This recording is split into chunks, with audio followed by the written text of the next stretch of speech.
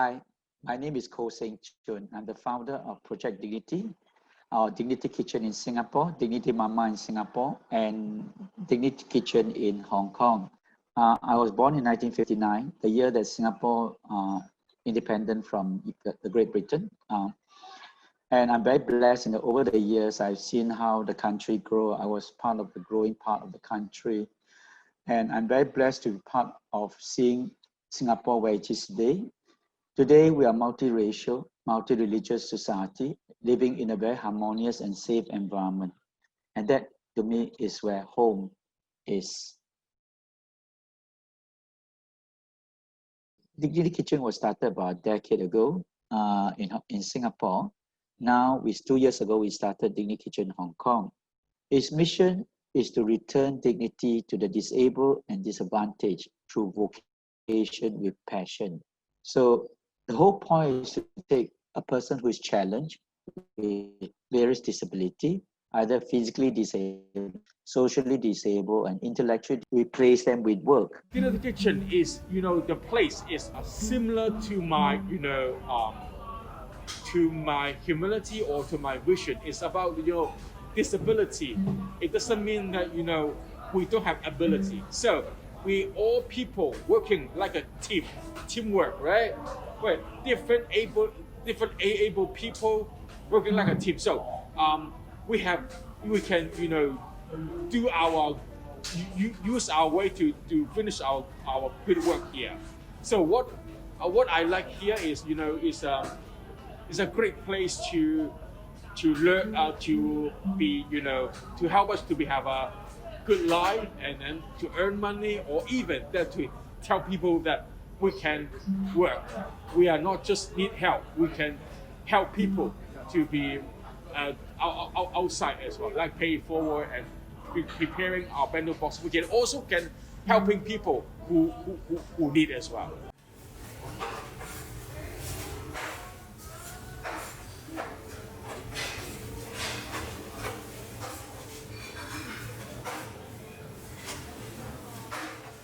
The project we are doing, we call it paid forward. So people who come to have lunch or meal, and they also can pay extra money for one lunch boxes, $50 per one lunch boxes, and then when we collect enough boxes, and then we will give away to the people who need it, like low income family, elderly people, street cleaners, and all these people. So we are contacting the NGOs or churches. They will provide us some people who really needed bento boxes. So so we will give it to them, and then we will hope that we can help a little bit for their needed something. Yeah. Last year, the end of 2019, we have to try to do the lunch trip program for elderly. Why we are doing it for elderly? Because we know that the elder people, especially they are living independently. So they cannot going out very easily. So we ask some of the nursing home, the elderly center, to bring them out here and have a lunch treat. We have some sponsor to sponsor us to give them a free meal. Besides that, after finish their meal, we also can come downstairs and have a gathering, like singing songs or talk to their friends as well. So we hope that we can bring joyful and happiness to them for in afternoon. Okay, but right now, because the COVID-19 is happening and very badly, so we cannot do it right now. But hopefully on September, October, we can start it again. Okay.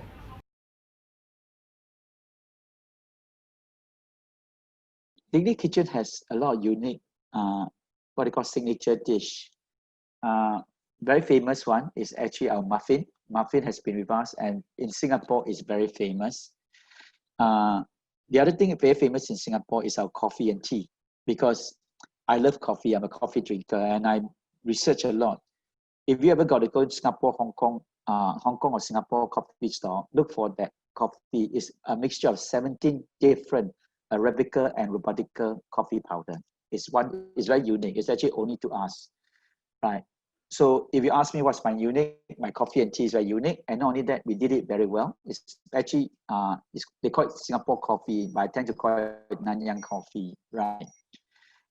In Hong Kong, I would say my favorite, my signature dish with laksa. I tried Hong Kong laksa, and I think my laksa is one of the best, or probably one of the best in Hong Kong. My chicken rice, we actually try not to use white chicken. We actually local chicken. Hong Kong has localized chicken, and if you ever see, we have a layer of fat. You know, it's about 2.3, 2.4 kilograms. It's quite good in that sense. So these are the two dishes in Hong Kong that you should try. The third one I really strongly recommend you should try is the kaya toast. Okay, let me explain kaya. Kaya is actually coconut jam, right? Or some, and it's made from Gula Melaka. It's a very it's actually coconut sugar. Why do I do that? Why I focus so much on food? You must understand, Dignity Kitchen is meant by people with disability. I have a stroke person who can make noodle. I have deaf person who sell coffee. So I got polio person who sells nasi lemak, right? So what I try to do is I want people to come to Dignity Kitchen not because of sympathy, not because you want to help a disabled person.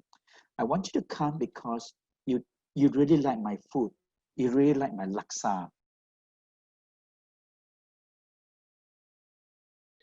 Frankly, Hong Kong is the food capital of the world.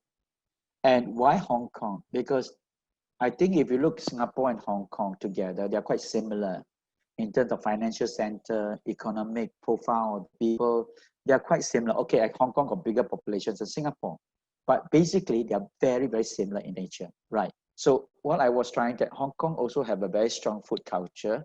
Hong Kong got your cook food center. In Singapore, we got hawker center. So I realized whatever it is, we can replicate here.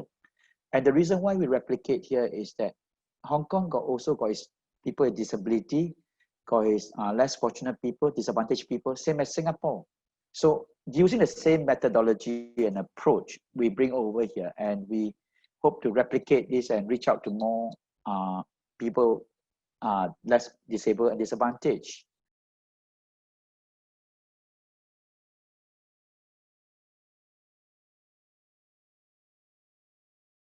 First thing, be flexible, be adaptable, because culturally we may look alike. There's Chinese population, racially we are black. But when you go in that, culturally there are a lot of differences. For example, language. I mean, in Singapore, majority speaks English. But over here in Hong Kong, you need to be Cantonese. And when we train people of special needs, you have to learn Cantonese. So there are many challenges, but I tell you, I love Hong Kong. I would have come if I do not love Hong Kong. And I find that Hong Kong people are very hardworking, extremely hardworking. And one thing impresses me about Hong Kong is enterprising. Let me give you an example. 2 weeks ago, where the Hong Kong government decided to say, okay, no more dining and no more dining in, everything.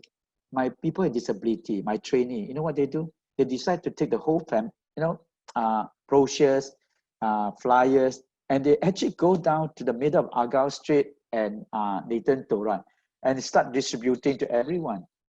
I tell you, I was very impressed. You see, it become very much a part of them, and they want to help me, help the company, and help the society in general. But always bear in mind, you're not helping the individual. You're helping the individual's family. And I told my staff, like, when I'm not just helping you people to come and work, I'm also helping you. I'm hoping you will help me to help the people in Hong Kong. So I'm helping you so that you can help us to go and help the people in Hong Kong. And so far, with that in mind, I think, touch wood, we're actually, I hope to survive the COVID-19 situation. So that's what I can share with you. And don't be afraid. I mean, Hong Kong will survive, right? Come to see Hong Kong. Thank you.